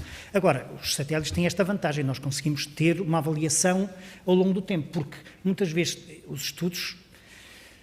Muitas vezes há um dado indireto que é viva a 5 km ou 200 metros de uma fábrica altamente poluente. Ok, claro. Isso pode ter relevância. Mas imaginem que os 5 km pode ser à volta, certo? O vento está sempre a levar a poluição mais para um lado. Portanto, não é só viver a 5 km. Daí esta correlação com os satélites, e há satélites que têm várias capacidades de leitura diferentes, e, portanto, isto é assim, são estudos complexos, isto é uma rede bastante alargada, e das duas uma, ou vamos todos para o manicômio e isto não dá em nada, ou então dá resultados muito interessantes. Eu voto na segunda hipótese, assim espero. Obrigado. Muito bem. Não sei se há perguntas mais ou não. Não sei se mais alguma questão. Ok, muito obrigado. Mas, de facto, estas interações são quase como as dos vírus, com o genoma humano.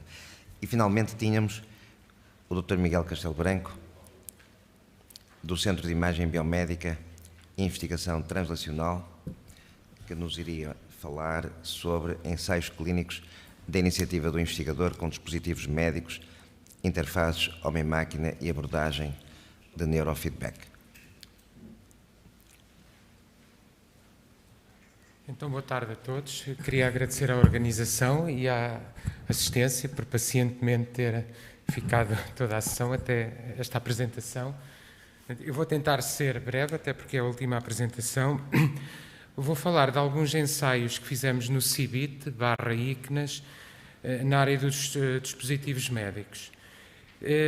Começo por mencionar um projeto europeu onde nós estamos envolvidos, um consórcio internacional no âmbito do Horizonte 2020, que envolve vários grupos na Alemanha, França, Inglaterra, Portugal, onde estamos a trabalhar com um tipo muito interessante de dispositivos, os chamados estimuladores transcranianos, aplicado a crianças, que é um conceito muito contraintuitivo. Aliás, nós temos um work package só dedicado à ética, em doenças pediátricas, nomeadamente o autismo e o déficit de atenção.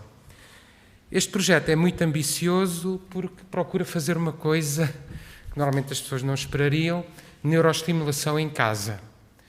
Portanto, nós temos 5 ensaios clínicos aprovados pelo Infarmed e pela SEIC, estão todos em curso, e um deles, portanto, são todos feitos em ambiente clínico, ou no ICNAS ou no Hospital Pediátrico, sendo que um deles é feito em casa. É muito curioso porque isto envolve empresas na área da certificação de dispositivos médicos. Neste caso é uma empresa em Barcelona, a Neuroelectrics, e envolve também sistemas de informação, porque é preciso ter que aquilo que sai do dispositivo vá para um servidor remoto. Portanto, é um projeto que tem desafios muito interessantes e que nós estamos a testar, basicamente, a eficácia destes neuroestimuladores em 2 doenças neuropediátricas. É também muito interessante porque é procurar alternativas a tratamentos farmacológicos. Portanto, este era um dos exemplos que eu queria trazer para aqui, de partilha, de trabalho colaborativo entre diferentes instituições no sentido de desenvolver dispositivos médicos.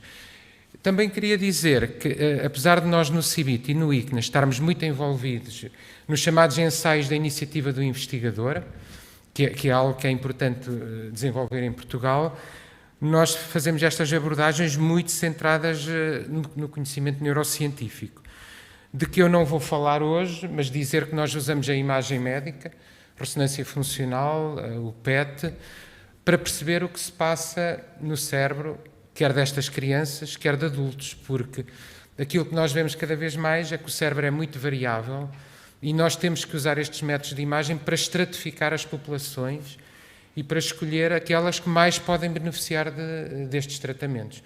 Ou seja, uma pessoa pode ter um diagnóstico, mas depois só uma percentagem das pessoas que têm aquele diagnóstico é que beneficiam do tratamento.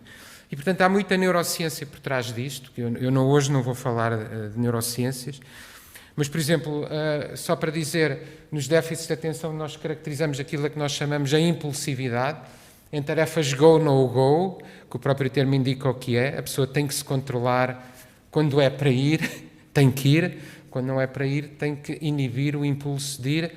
E só vou dizer isto, nós estudamos funções cognitivas muito precisas, que tentamos quantificar, e depois aplicamos estas técnicas de neuroestimulação para ver os benefícios, quer nestas funções cognitivas, quer usando técnicas de neurofisiologia. Há um sinal, que é o chamado sinal de erro no cérebro, que eu também não tenho tempo para explicar, são poucos minutos, mas nós podemos, de facto, medir o impacto destas técnicas de neuroestimulação no sinal de erro. Outro exemplo de técnicas que estão muito em voga são as chamadas técnicas de neurofeedback, que são muito controversas falarmos em eletroencefalografia. Basicamente, de forma muito simples, são técnicas em que a pessoa aprende a controlar a sua própria atividade neuronal. E nós, nessas técnicas, podemos usar a eletroencefalografia, é complicado, e daí que seja controverso. Nós temos usado muito a ressonância magnética funcional. Se olharem para este avatar, vem ali uma curva a branco, que é a atividade numa região do cérebro que responde às expressões emocionais. Se a pessoa conseguir imaginar o avatar a sorrir, nós damos feedback e o avatar sorri mesmo. Como é que nós damos feedback? Dando feedback da própria área do cérebro que imagina aquelas expressões. Nós fizemos, isto é dispositivo médico, é basicamente software integrado com hardware, e basicamente publicámos este ano uma revista chamada Autism, um ensaio clínico de fase 2 já, para validar o neurofeedback. Basicamente, o resultado, a melhoria clínica que vimos foi a melhoria da capacidade de reconhecer expressões faciais de medo. Nós estamos também a usar dispositivos, isto também é um ensaio que nós publicamos, estamos a usar dispositivos de Brain-Computer Interface usando realidade virtual, portanto, acoplamos dois conceitos, o conceito de Serious Games, que já foi falado hoje, mas em vez da pessoa responder, é o sinal do cérebro que nós usamos para dar um comando. Normalmente isto é muito usado para doenças motoras, nós estamos a tentar usar as Brain-Computer Interfaces para doenças não motoras, nomeadamente no autismo, treinar, por exemplo, a atenção social. E para isso usamos várias tecnologias, realidade virtual, eletroencefalografia e até monitores de movimentos oculares, que também podemos usar para dar feedback. Portanto, quando nós trabalhamos com dispositivos médicos que queremos levar para a clínica, basicamente nós somos agnósticos. Não vamos dizer que o EEG é melhor que os movimentos oculares ou que a ressonância magnética é melhor, vamos usar aquilo que a evidência nos diz que funciona melhor. Nós usamos também a tecnologia de movimentos oculares para ver se realmente a atenção social melhorou, apresentando cenas como estas, em que a pessoa tem que prestar a atenção da atenção de terceiros. Portanto, apresentamos cenas mais ou menos ecológicas e vemos se a pessoa persegue com o olhar aquilo que terceiros fazem. Uma questão tecnológica que nós temos nesta investigação, nós podemos usar a neuroimagiologia, mas obviamente que aquilo é chamada ressonância magnética funcional, mas é muito cara, portanto o ideal era transferir isto para a eletroencefalografia. Portanto, e o que nós fazemos é basicamente tentar ver se conseguimos, em vez de fazer ressonância funcional, usando estímulos emocionais, conseguimos ver o mesmo no eletroencefalograma. Pronto, e isto é um programa de investigação, que são vários slides que eu tenho, mas eu vou passá-los a correr, mas basicamente nós tentamos ver no cérebro, medindo por eletroencefalografia, se conseguimos ver sinais que correspondam a... Penso que conseguem ver o meu rato ou não? Não. Mas pronto, estes sinais, estas zonas aqui a vermelho no cérebro, são zonas que têm a ver com regiões do cérebro onde pessoas com autismo recrutam mais a imaginação para ver aquelas caras com expressões. E basicamente o que nós queremos, se conseguimos fazer isto no eletroencefalograma, em vez de ser na ressonância funcional, podemos fazer isto em qualquer sítio, até nesta sala, até numa associação de doentes. E portanto essa é a ideia desse projeto. Para termos a certeza que realmente estamos a ver sinais específicos que conseguem classificar uma população clínica, usamos também algoritmos quer de machine learning convencional, support vector machines, ou outros não lineares, e com estes algoritmos nós conseguimos, com uma accuracy de 90%, discriminar entre pessoas com e sem autismo, quando visualizam estes estímulos. Outro exemplo de tecnologias que nós estamos a desenvolver é estudar algo que no autismo é muito importante, a chamada distância interpessoal. Ou seja, sempre que nós nos aproximamos de alguém, há uma distância de conforto que é diferente em pessoas neurotípicas, de pessoas com autismo, e nós medimos essa distância de conforto, quer no mundo real, com atores, quer no ambiente de realidade virtual, que é o que estão a ver neste segundo filme. Simulamos exatamente a mesma coisa, virtual, real, e o que é curioso é que, vem aqui esta curva aqui na direita, isto não é isométrico. Ou seja, nas pessoas com autismo, que é a curva azul, é mais ou menos isométrico, é-lhes mais ou menos indiferente de ser virtual ou ser real. Mas para as pessoas ditas neurotípicas não é de todo o caso. Portanto, isto são formas que nós podemos usar para treinar coisas tão simples como a regulação da distância interpessoal. Nós desenvolvemos um jogo, portanto também nos interessa muito a área dos jogos sérios, que é um jogo virtual de ensinar as pessoas a usar meios de transporte. Portanto, basicamente este é o ambiente, a pessoa tem um itinerário que tem que memorizar e depois tem que apanhar o autocarro, mudar de autocarro, validar o bilhete. Eu estou à espera que o autocarro chegue, só para verem, já agora, que ele existe.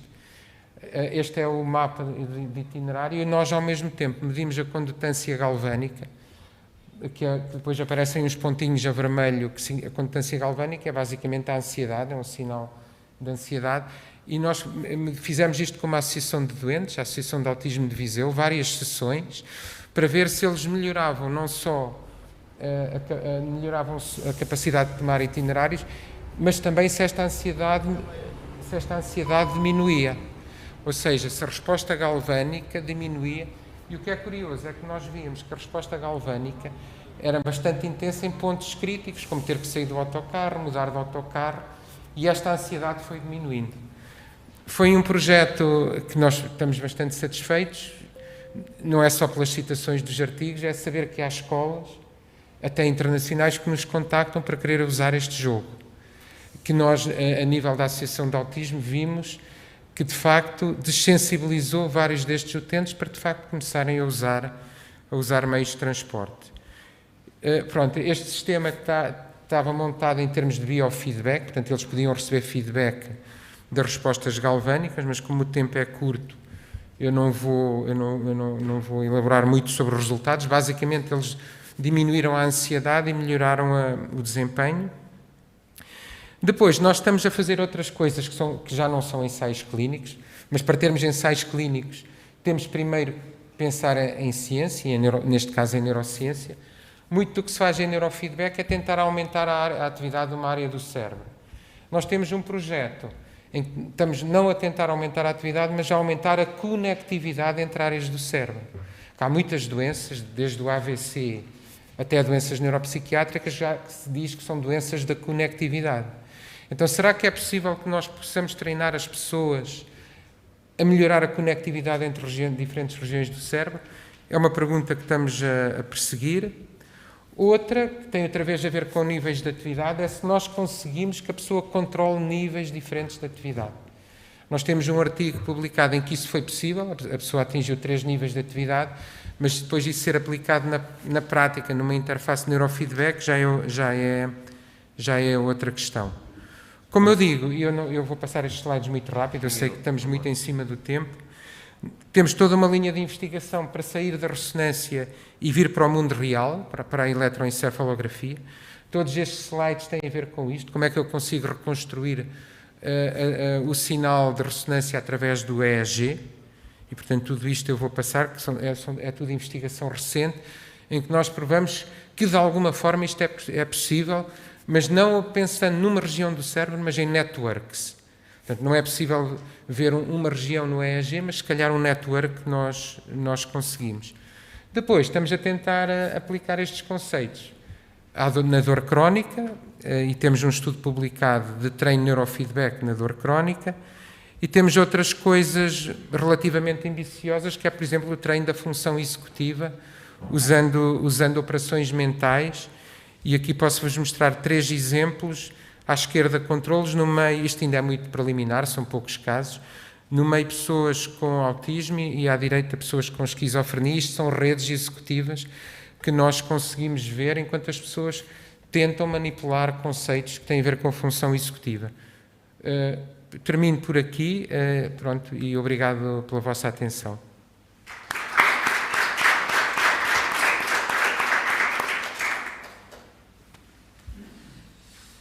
Muito obrigado.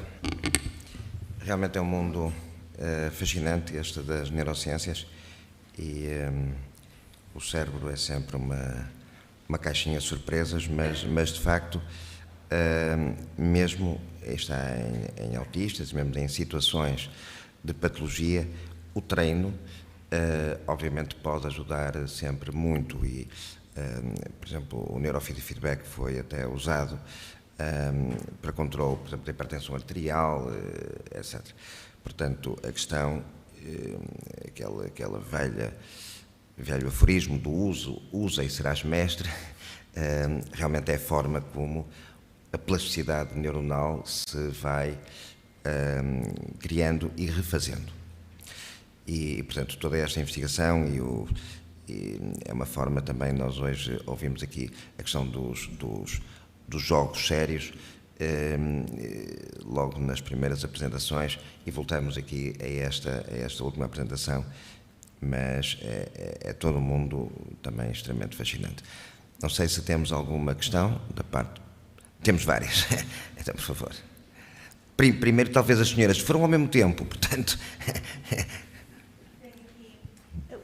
Tenho aqui duas questões, mas a primeira é com os riscos da estimulação. Portanto, à partida é à superfície, não é? Portanto, sim. É uma estimulação. Posso responder já a isso? Sim, sim. Sim. Porque isso é, aliás, quando nos convidaram a entrar neste projeto, foi logo a primeira questão, não é? Pronto, basicamente, estamos a falar de 1 miliampere. A maior parte das crianças e dos participantes não conseguem distinguir a estimulação sham da estimulação real. Portanto, isto aliás, isso até me levanta, honestamente, nós trabalhamos com outras técnicas, até me levanta algumas questões. Isto é uma técnica considerada de neuromodulação. Portanto, é uma corrente elétrica de muito baixa intensidade. Pronto, mas isso de facto, e por isso é que este projeto tem um work package ético, e nós próprios, sou honesto em relação a isso, fomos atrás disto porque vimos que os colegas, sobretudo os colegas alemães, tinham muita experiência. Aliás, outro aspecto é, por se considerar que é uma técnica de neuromodulação, é que não se faz isoladamente. É feita enquanto a pessoa está a treinar uma outra tarefa cognitiva. Ok. Pronto, mas são os pais que... O consentimento é dado pelos pais, pelos dois, e é dado, obviamente, com o assentimento da própria criança. Também dizer que, isto é uma área que eu sou também membro de uma associação de doentes e, portanto, e até estou a aplicar isto numa patologia em que tenho um filho com este diagnóstico, mas já agora dizer que as alternativas terapêuticas farmacológicas são muito duras, digamos assim. São agressivas, claro. São muito agressivas, e portanto, eu honestamente diria que esta alternativa é muito mais soft do que aquilo... Não, a minha questão era mais se eram mesmo os pais que aplicavam, ou seja... At home vai ser, em casa vai ser, eles vão ser treinados. Okay. No ensaio clínico em casa vão ser mesmo os pais. Okay. Não há risco de epilepsia? Pronto, eles estão em direto, estão em contacto direto. Aliás, as pessoas, eu sou mais o coordenador do projeto, mas há todo um treino dos pais e das pessoas que ministram o treino aos pais. Ok. A segunda questão era do autocarro, não é? Portanto, o autocarro neste momento pode ser também utilizado, por exemplo, com agorafobia, não é? Com agorafobia, porque as pessoas têm agorafobia e não gostam de andar em sítios públicos, e portanto acho que é ótimo. Sim, pode depois ter outras aplicações. Nós recebemos contactos de uma escola de Nova Iorque, especializada em autismo, e agora, muito recentemente, de uma escola do Canadá. Portanto, para nós que começou como um projeto, uma tarefa embutida num projeto, é curioso ver... Ok.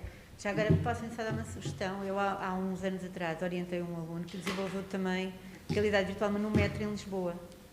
E portanto, filmou muitas estações e utilizou também, mas essencialmente para a agorafobia, que foi aplicada com a agorafobia. Portanto, se ele estiver interessado e quiser entrar em contacto connosco, porque expandir isto para outros... Aliás, foi o que nos pediram a Escola do Canadá, depois é expandir isto para outros ambientes. Pois, e o metro é um dos sítios... Pois. Aliás, era a questão da Escola de Nova Iorque, que eles precisavam muito para a questão do metro. Ok. Obrigado. Está isso, obrigado. Por favor. Obrigado. Ora, identifico aqui algumas semelhanças com a ideia que nós temos para a questão da esquizofrenia. Há, no entanto, duas coisas que eu vi no jogo sério que me puseram a pensar. Portanto, há alguns elementos que são proibidos, pelo menos no nosso entender, na esquizofrenia, que está associada à sintomatologia positiva, ou seja, a questão das alucinações. E no jogo sério, em realidade virtual, não pode haver nada que exacerbe essa sintomatologia. Ou seja, toques artificiais, voz off, coisas que aparecem na tela, como o mapa que apareceu, o validar no autocarro. Não tiveram essas questões neste caso? Felizmente, nós também temos um projeto, não é a minha praia, a esquizofrenia, embora nós tenhamos alguns projetos, mas felizmente, ou não, mas felizmente no caso do autismo, isso não é uma questão. Nós temos outros projetos em que isso pode ser uma questão. Nós temos um projeto com bombeiros, o stress também envolvendo a realidade virtual, em que é uma questão porque nós não podemos, e também já tivemos num projeto de neurose obsessiva compulsiva, em que temos de ter cuidado em não induzir sintomas. Mas isso é certamente uma questão. E depois temos outros projetos em que não queremos induzir epilepsia, com aqueles estímulos muito a piscar. Pronto, isso, de facto, na esquizofrenia, os chamados efeitos adversos, não é? Porque nós, quando falamos em dispositivos médicos e ensaios clínicos, é sempre obrigatório especificar os efeitos adversos. E no caso da esquizofrenia, isso é claramente um efeito adverso com algum grau de probabilidade. É bastante interessante a questão. Obrigado. Ora bom, o nosso tempo está a terminar. Eu só queria agradecer de novo a todos os palestrantes. Acho que foi uma sessão muito interessante e, de facto, estas sessões, aquilo que para mim mais servem é para colocar em contacto pessoas que acabam em sítios muito diferentes do país de estar preocupadas com situações também aparentemente muito difíceis, mas na prática são bastante mais semelhantes e espero que daqui resulte exatamente essas interações entre estes grupos. Muitíssimo obrigado.